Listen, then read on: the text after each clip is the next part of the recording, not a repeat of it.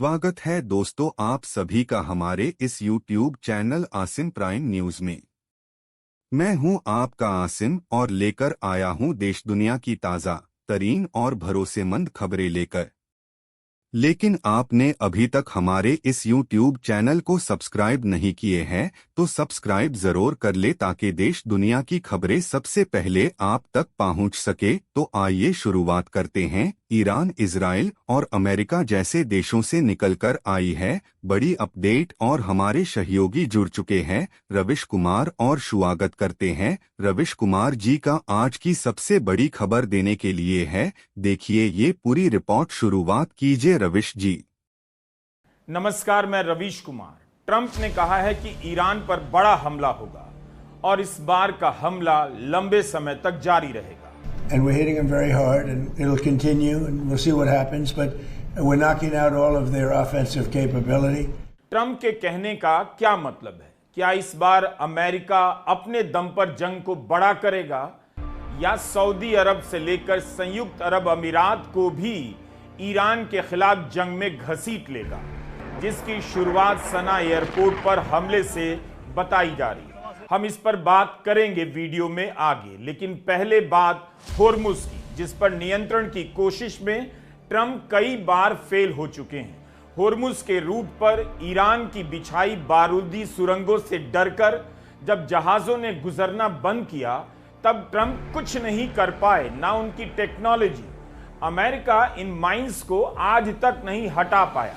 फिर ट्रंप ने दूसरे देशों से होर्मुज पर कंट्रोल करने के लिए सेना की मदद मांगी, किसी ने मदद नहीं दी। जब कोई चारा नहीं बचा तब 13 अप्रैल को होर्मुज में अमेरिकी युद्धपोत खड़े कर दिए गए, लेकिन 17 जून के समझौते के अनुसार अमेरिका को ही पीछे हटना पड़ा, ब्लॉकेड वापस लेना पड़ा।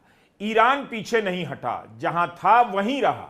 जिस दौरान अमेरिका ने होर्मुज पर नेवल ब्लॉकेड रखा था तब भी वह ईरान की सहमति के बिना जहाजों को होर्मुज पार नहीं करवा पाया। इतनी बार फेल होने के बाद भी ट्रंप को इस बार क्यों लग रहा है कि होर्मुज पर उनका कंट्रोल हो जाएगा? 10 जुलाई को ट्रंप ने अमेरिकी कांग्रेस को पत्र लिखा कि इस बार हमला इसलिए हुआ क्योंकि ईरान ने होर्मुज से गुजरने वाले कमर्शियल जहाजों पर हमला कर दिया, जबकि समझौते की एक शर्त थी कि ईरान यहां से कमर्शियल जहाजों के लिए सुरक्षित रास्ते का प्रबंध करने का प्रयास करेगा। लेकिन उसने कई न्यूट्रल जहाजों पर हमला कर दिया, जिसके कारण अमेरिका को युद्ध शुरू करना पड़ा है। ट्रंप होर्मुज कर रहे हैं, लेकिन पनामा कैनाल को लेकर उनकी धमकियों को याद करने का समय आ गया है। कब से पनामा कैनाल को नियंत्रण में लेने की बात ट्रंप और उनके सहयोगी समर्थक कर रहे हैं, आज तक नहीं ले पाए। कितनी बार ट्रंप ने धमकी दी कि पनामा कैनाल पर चीन का दबदबा हो गया है। पनामा ने चीन को भाव देकर शर्तें तोड़ दी हैं। इसे बनाने में पैसा अमेरिका का लगा तो कंट्रोल भी अमेरिका का होना चाहिए। एक समय मीडिया में खूब पनामा कैनाल की चर्चा हुआ करती थी, उसका इतिहास छपा करता था, इन दिनों गायब है। इसी तरह ग्रीनलैंड पर कब्जे को भी ट्रंप भूल चुके हैं। पनामा कैनाल अमेरिका के सबसे करीब है। इसकी तुलना में होर्मुज वॉशिंगटन से करीब 10 से 11 हजार किलोमीटर की दूरी पर है। पनामा एक छोटा सा देश है, अमेरिका के ठीक पड़ोस में तो नहीं मगर पास तो है ही। उस पर अमेरिका कंट्रोल नहीं कर पाया, इसीलिए ईरान के कब्जे से होर्मुज को अपने कंट्रोल में लेने की बात ट्रंप को बातूनी बना रही है। दुनिया में उनका मजाक उड़ रहा है। होर्मुज पर कंट्रोल कर क्या अमेरिका असंख्य साल तक ईरान से लड़ता रहेगा? ईरान का क्या करेगा? क्या उसे उठाकर रूस और चीन के बीच रखाएंगे और होर्मुज में ट्रंप नावें चलाया करेंगे? अगर होर्मुज पर ईरान का अधिकार नहीं है तो अमेरिका का अधिकार किस आधार पर हो जाता है? होर्मुज अमेरिका के किनारे तो नहीं है। ट्रंप ने अपने इस पोस्ट में लिखा है कि होर्मुज से गुजरने वाले मालवाहक जहाजों से अमेरिका 20% की दर से टोल वसूलेगा। ईरान के अलावा सभी देशों को यहां से जाने की अनुमति होगी और हम उन्हें सुरक्षा देने के लिए फीस लेंगे। अमेरिका होर्मुज का गार्जियन बनेगा। गनीमत है ट्रंप ने गार्जियन होने की बात की है, मतलब अभिभावक तक ही सीमित रखा है। पेरेंट होने यानी मां बाप होने का दावा नहीं किया, क्योंकि उन्हें पता है कि होर्मुज ईरान से सटा है। पेरेंट की दावेदारी ईरान की बनती है। अमेरिका कह रहा है कि होर्मुज खुला है, लेकिन जहाज तो गुजर नहीं रहे। जंग के कारण जहाजों का गुजरना लगभग बंद सा है, लेकिन ट्रंप टोल का रेट बताने लगे हैं।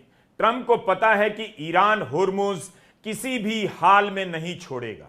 ट्रंप के इस बयान पर ईरान के विदेश मंत्री अब्बास अराकची का ट्वीट आया है कि ट्रंप बिल्कुल सही बात कह रहे हैं। जो भी होर्मुज में सुरक्षा मुहैया करवाता है उसे इसके पैसे मिलने ही चाहिए। ईरान हमेशा ही होर्मुज का गार्डियन रहा है और हमेशा रहेगा, लेकिन 20% फीस बहुत ज्यादा है। हम उचित दर पर चार्ज करेंगे। ईरान जंग के साथ साथ जवाब देने में भी अमेरिका पर भारी पड़ जाता है। दुनिया के देशों के पास दो ही विकल्प हैं। पहला कि ईरान होर्मुज में फीस लेगा और दूसरा कि अमेरिका होर्मुज में फीस लेगा। तो होर्मुज से मुफ्त गुजरने की बात अब खत्म हो जाती है। किसी भी देश या कंपनी के पास विकल्प नहीं बचता है कि होर्मुज से बिना पैसा दिए अपने टैंकर ले जाए। यह बात ट्रंप के भी खिलाफ है, जो कुछ दिनों पहले तक कहा करते थे कि होर्मुज से आवाजाही फ्री होगी। जब ट्रंप ही अपनी बात से पलट गए और 20% मांग रहे हैं, तो इससे कम में ईरान को फीस देने में किसी को समस्या नहीं होनी चाहिए। अराकची की बात का यही मतलब है। होर्मुज के कारण सऊदी अरब ने बाब अल मंदाब के रास्ते अपने तेलों को बेचना शुरू किया, मगर यमन के सना एयरपोर्ट पर हमले के बाद ईरान के समर्थक हूथी गुट ने बाब अल मंदाब को बंद कर देने की धमकी दी है। अगर यह रास्ता बंद हुआ तो खाड़ी के देशों के लिए निर्यात का दूसरा विकल्प बंद हो सकता है। दुनिया में तेल बहुत महंगा हो जाएगा। इसी तरह की धमकी अप्रैल में भी दी गई थी, लेकिन इस बार हालात पहले से ज्यादा गंभीर लग रहे हैं। होर्मुज के बंद हो जाने के बाद भी सऊदी को ज्यादा नुकसान इसलिए नहीं हुआ कि उसने अपनी पाइपों के जाल से तेल की सप्लाई लाल सागर तक पहुंचा दी और वहां से निर्यात किया। हूथी ने भी नहीं रोका, लाल सागर तक सऊदी के तेल को जाने दिया। अगर इस बार हूथी ने बाब अल मंदाब पर रोक लगा दी तो सऊदी अरब के लिए होर्मुज और लाल सागर दोनों रास्ते बंद हो जाएंगे। हूथी ने धमकी दी है कि रास्ता बंद हुआ तो तेल के दाम $200 तक चले जाएंगे।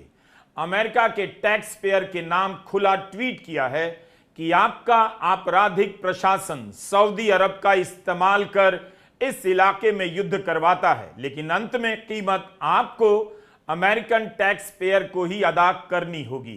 तो क्या अमेरिका यमन के बहाने सऊदी अरब को इस जंग में घसीट रहा है? ईरान की संसद में एक बिल पास हुआ है जो होर्मुज पर उसके नियंत्रण को स्थापित करता है।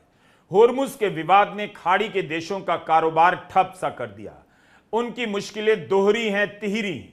ना तो खुलकर अमेरिका के साथ जंग में उतर पा रहे हैं और ना अपना कारोबार चला पा रहे हैं, ना निवेश आ रहा है। अमेरिका उनकी असुरक्षा को ठीक से समझता है, इसीलिए खाड़ी के देशों की सुरक्षा के बदले उनसे पैसे मांग रहा है। Yeah, I want to be reimbursed because we're protecting a very rich portion of the world. We're spending money. And so what we've done is we are going to be reimbursed for protection. We're protecting by the countries that we're helping. For instance, you look at the 5 countries. You have Saudi Arabia, you have UAE, you have Qatar, or Qatar as I always say, you have Qatar, Bahrain, and by the way, you have others. You have Kuwait and you have others. Qatar को सुरक्षा चाहिए तो America को पैसे देने पड़ेंगे। Saudi अरब को सुरक्षा चाहिए तो उससे भी अमेरिका को पैसे देने पड़ेंगे। ये देश अमेरिका के हथियारों के ग्राहक भी हैं और अब अपनी सुरक्षा के लिए अमेरिका के ग्राहक बनेंगे। खाड़ी के देशों की हालत गुलाम के जैसी हो गई है। दरअसल जंग इस्राइल के बनाए मास्टर प्लान के हिसाब से हो रही है, लेकिन इस मास्टर प्लान में इतनी कमजोरियां हैं कि कभी यमन को आगे किया जा रहा है तो कभी लेबनान को। अमेरिका इस्राइल की जमीन से ईरान पर हमला कर सकता था, मगर खाड़ी के देशों के अड्डों का इस्तेमाल करने लगा।